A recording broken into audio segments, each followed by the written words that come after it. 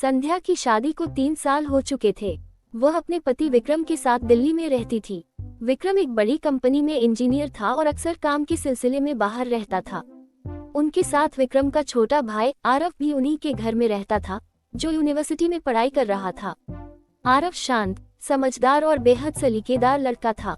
संध्या के लिए वह बस एक देवर ही नहीं, बल्कि एक अच्छा दोस्त भी बन गया था।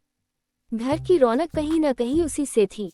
एक शाम जब विक्रम किसी काम से 1 हफ्ते के लिए मुंबई चला गया, तब घर में बस आरव और संध्या रह गए।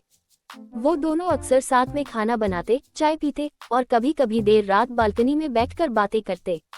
एक रात बारिश बहुत तेज हो रही थी। बिजली चली गई थी और घर में मोमबत्तियां जल रही थी। संध्या ने सफेद सूती साड़ी पहन रखी थी, जो हल्की बारिश में भीगकर उसकी तन से लिपट गई थी।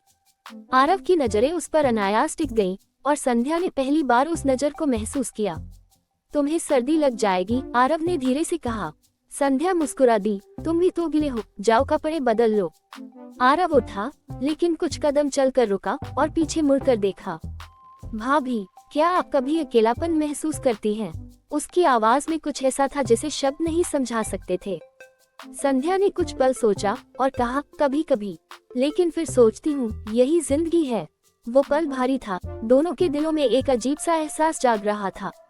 कुछ था जो जुड़ रहा था, मगर दोनों उसे नाम देने से डर रहे थे।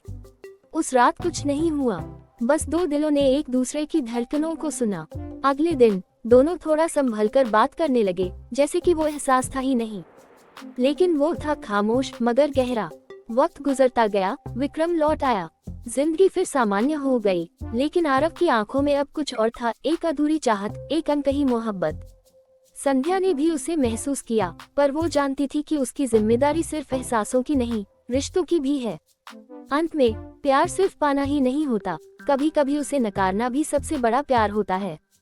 संध्या ने खुद को हमेशा एक आदर्श पत्नी और बहू की तरह जिया था, लेकिन दिल के किसी कोने में एक अधूरी सी चाह थी, किसी के साथ बेझिझक बातें करने की, बिना कुछ सोचे किसी की आंखों में खुद को देखने की। आरव में वो सब था।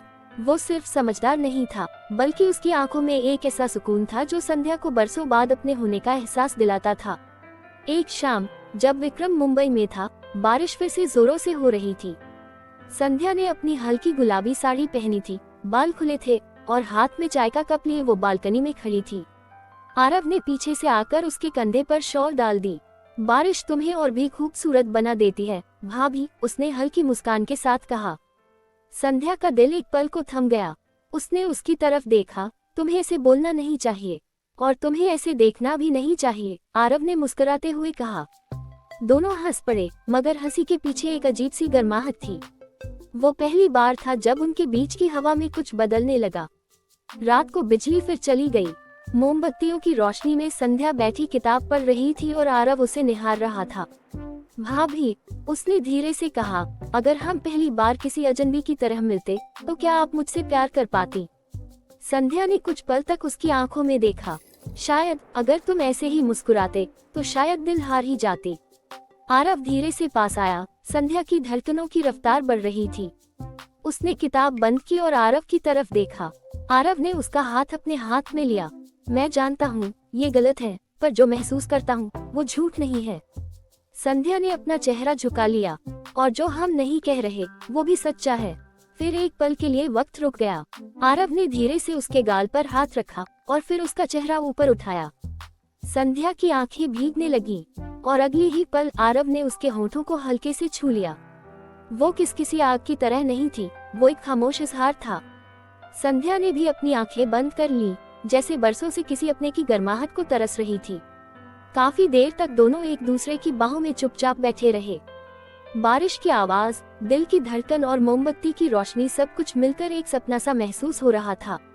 हमें ये सब रोकना होगा, आरव, संध्या ने फुसफुसाकर कहा। मैं जानता हूँ, लेकिन आज की ये रात मेरी जिंदगी की सबसे खूबसूरत याद बन गई, आरव बोला।